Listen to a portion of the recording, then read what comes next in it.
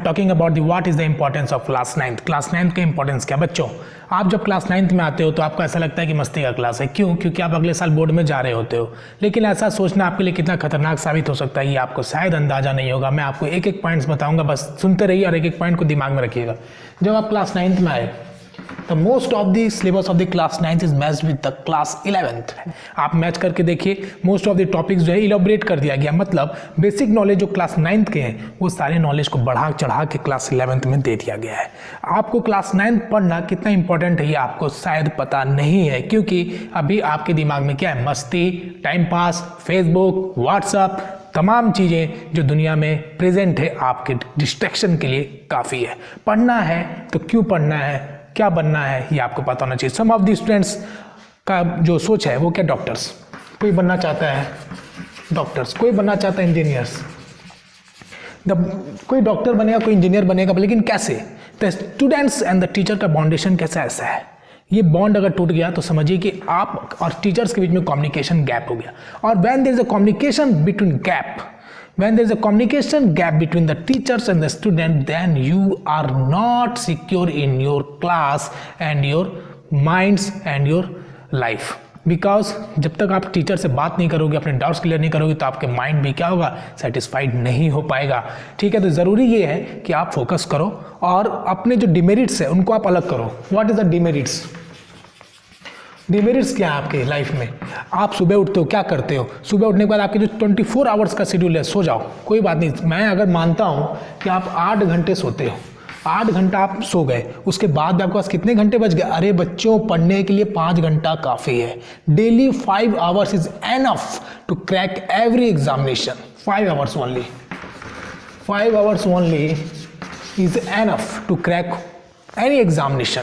लेकिन रेगुलरिटीज आपको हमेशा कंटिन्यूएशन बना के रखना पड़ेगा, कंस्टेंटली वर्क करना पड़ेगा। मतलब आज हमने 5 घंटे पढ़ लिया, फिर कल छोड़ दिए। मीन्स कहने का ये है कि एक दिन इतना मत पढ़ लो, एक दिन इतना मत पढ़ो। जितना पढ़ते हो फुल कंसंट्रेशन के साथ पढ़ो।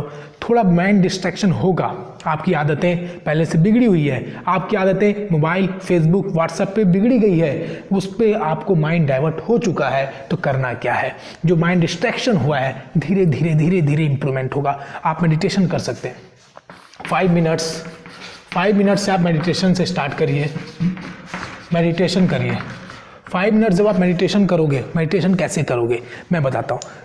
जब हम सांस लेते हैं तो हमारे जो इनहेलेशन और एक्सेलेशन जो है, इनहेल एक्सेल, इसको काउंट करो। जस्ट 10 मिनट्स आप आराम से अपने जो आपके बेड्स है, खाली स्पेस है, वहाँ पे आराम से बैठो, जहाँ पे शोरगुल नहीं है ज़्यादा, वहाँ पे बैठिए, आराम से आइज़ को क्लोज करिए।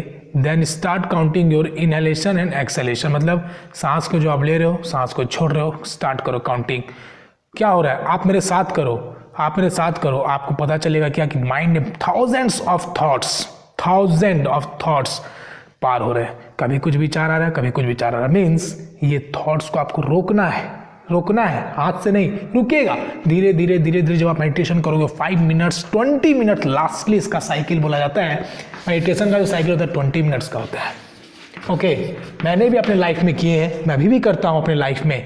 लेकिन कभी कभी होता है इंसान की रेगुलरिटीज़ नहीं कर पाता, बट यही आपको दिमाग में रखना है। जब आप वेकअप होते हो, जब आप मॉर्निंग में उठते हो, जब आप फ्रेश होते हो, तो फ्रेश होने के बाद नहा धोआ के आराम से मेडिटेशन कर सकते हैं। फर्स्ट ऑफ ऑल बेस्ट भी होता है कि मॉर्निंग में आप करिए, लेकिन इसका कोई समय नहीं है। आप डे में कर सकते हैं, नाइट में कर सकते हैं, कहीं भी कर सकते हैं, बट सुबह से हमारा दिनचर्या स्टार्ट होता है, तो हम सुबह से अगर करेंगे तो वो हमारे लिए अच्छा होता है। हमारा माइंड जो बिल्कुल रिफ्रेश हो जाएगा। आप 2 दिन करके देखो, 1 दिन करके देखो, अगर आप 10 मिनट्स आइज़ को क्लोज करके, बार बार आपका ध्यान भटकेगा, लगेगा मैं क्या कर रहा हूँ, नहीं हो पा रहा, मेरे से नहीं हो पा रहा, बट विश्वास मानो 10 मिनट अगर आप आइज क्लोज करके अपने काउंट्स करोगे ना, तो आपका 5 मिनट्स भी कंसंट्रेशन आपका नहीं बन पाएगा। मीन्स कि आपका कंसंट्रेशन जो बहुत कमज़ोर है, आपको बढ़ाना है। मीन्स आपके जो डिस्ट्रैक्शन है उसको खत्म करना है। कभी मोबाइल पे ध्यान जाएगा, कभी मम्मी पे ध्यान जाएगा, कभी पापा पे ध्यान जाएगा, लेकिन आपको कंसंट्रेशन अपने सांसों पे लाना है। और धीरे धीरे देखोगे जब आप पढ़ने बैठोगे तो डिस्ट्रैक्शन जो है वो कम होता चला जाएगा और आपका पढ़ने मन लगने लगेगा। 21 डेज कहा जाता है कि 21 डेज अगर हम किसी चीज़ को करते तो हमारे आदतों में आ जाता है। तो 21 डेज ही आपको केवल करना है और अपनी आदतों को सुधारना है।